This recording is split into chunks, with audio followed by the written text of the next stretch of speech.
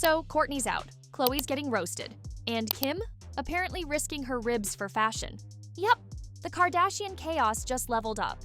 Kourtney's distancing herself hard from the family brand, skipping events, unfollowing people, and dropping hints like confetti. Meanwhile, Khloé's getting dragged again for editing her pics so much, fans are asking if her nose is AI generated.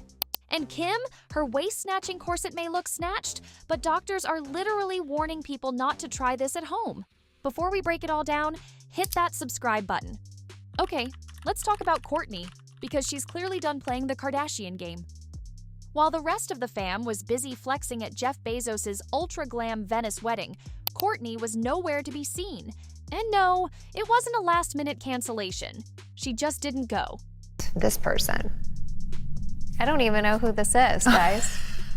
Court, you're joking, right? No. Jeff Bezos? Well, I don't know what he looks like. Kourtney. You guys, I don't watch the news. I don't watch TV. I do watch Yellowstone. I know you have an addiction. Well, she was vibing with her kids, snacking on gelato, and very much not wearing a Balenciaga gown. The message was clear. She's over the circus. This isn't some random rebellious moment either. If you've been paying attention, Kourtney's been slowly stepping out of the family brand for a while. Her Insta is full of soft, blurry mom pics, sunset beach posts, and wellnessy stuff with zero filter. She's not just skipping events, she's skipping the whole system. And let's be real, it's not sitting well with everyone. The rest of the Kardashian Jenners are still in hustle mode, juggling Hulu scenes, photo ops, and luxury brand deals. Meanwhile, Kourtney's like, nah, I'm good. And that contrast? Yeah, it's causing waves. People close to the family say things behind the scenes are tense, especially with Kim.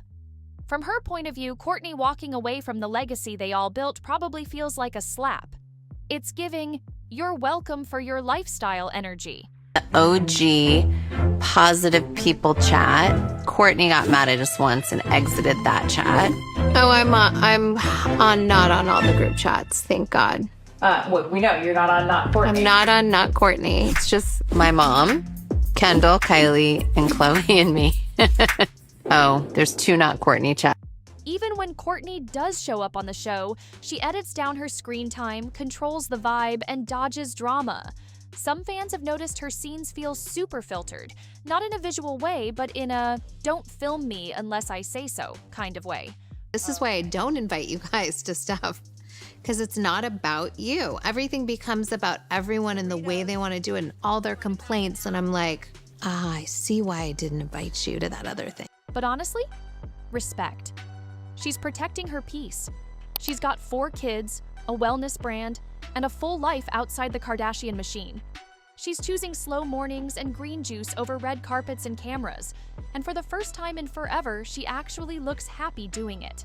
Now let's dive into Khloé's latest media storm, because the internet is mad again.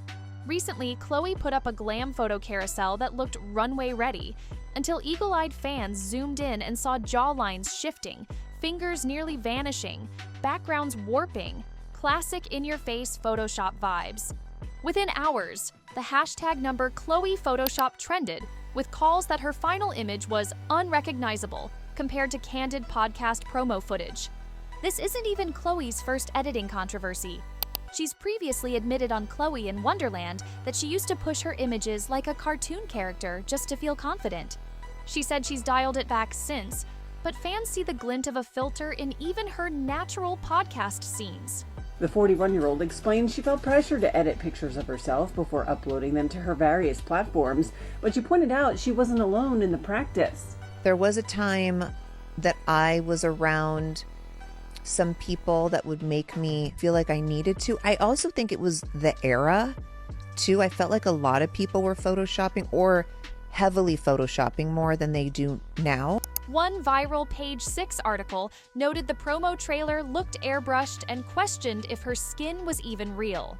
Now, the backlash is heavier than usual, because Khloé has positioned herself as a mental health advocate. Constant self-editing doesn't just undermine that narrative, it confuses it. To her credit, Khloé opened up on her podcast again, admitting that editing used to spiral, but she's trying to rely more on lighting and multiple take selection now, rather than heavy retouching.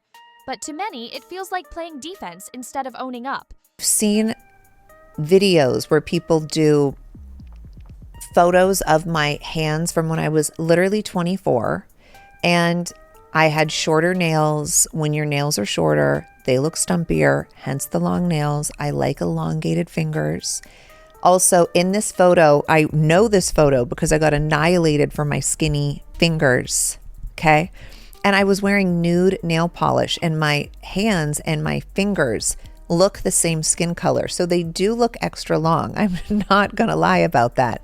I have never worn nude nail polish since, and this is years ago, because of this photo. That hesitancy has pushed the conversation into a bigger cultural space. We're in 2025, and authenticity is trending hard. People are sick of filters pretending to be real life, especially when equations of money plus influence equals unrealistic standards pushed on everyone else. And if Khloé, someone who's openly discussed body image, can't turn off the edits, what hope does anyone else have? Okay, let's get into Kim, because when it comes to going over the top, she's basically the blueprint, and once again, the internet is dragging her for it. Remember Kim's Met Gala look? Yeah, the one where she was basically held together by threads, prayers, and zero lung capacity? Well, turns out it wasn't just fans doing double takes. Now actual doctors are speaking out, and they're not impressed. More recently, multiple medical professionals have called out how dangerous that kind of body manipulation really is. We're talking organ compression, messed up breathing, long-term damage to ribs and digestion. And for what? So Kim Kardashian, who again denies that she's had any work done, it's a lie. Her waist here, it is like it's like this. You could get your hands around it. Two hands could go around the waist. She must have like 3 corsets on. She had a famous corset on a couple years ago where she admitted she took breathing classes and how to wear it. And once again, she goes out and creates this image like, oh, it's just me, I just dieted. I don't believe it. I mean, she looks like she's had a rib removed. I swear, something's gone wrong. And she's always looking for the next level of attention. That is not a healthy image to be projecting to American girls. She doesn't give a shit. She's riding these pictures and her, quote, image all the way to the bank.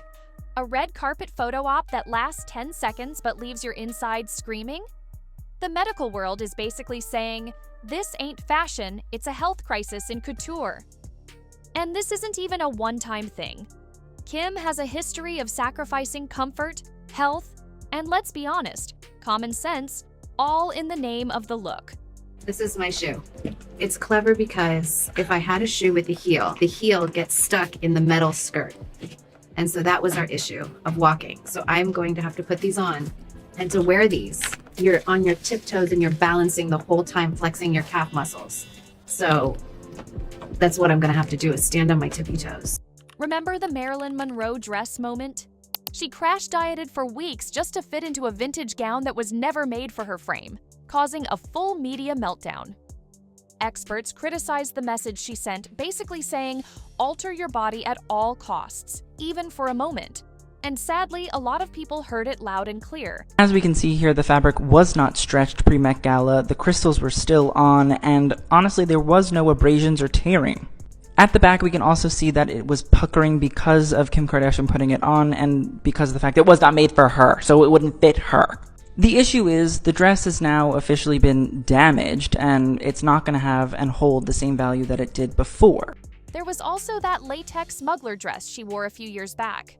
The one so tight she had to be basically zipped and glued in by a team just to walk 10 feet and sit down like a mannequin. Fashion? Sure. Comfortable? Not even close. Safe? Let's not pretend.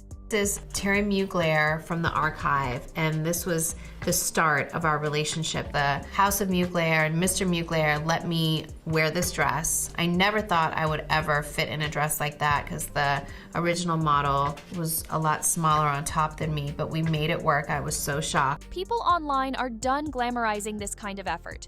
They're asking, why is pain the aesthetic? Like, you're a billionaire. You've changed the beauty industry.